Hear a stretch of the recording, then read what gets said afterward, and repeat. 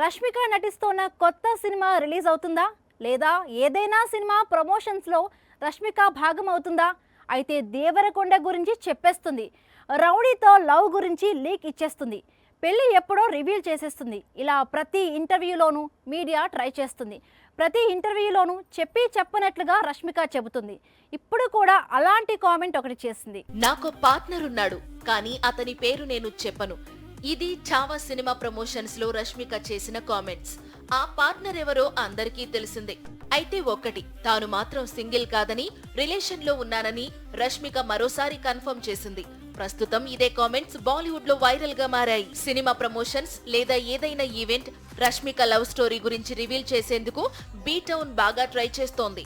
కానీ రష్మిక ఎప్పుడూ ఇండైరెక్ట్ గానే ఆన్సర్స్ ఇస్తుంటుంది. మరోవైపు దేవరకొండ తన లవ్ స్టోరీపై రెస్పాన్స్ కావడానికి కూడా ఇంట్రెస్ట్ చూపించాడు.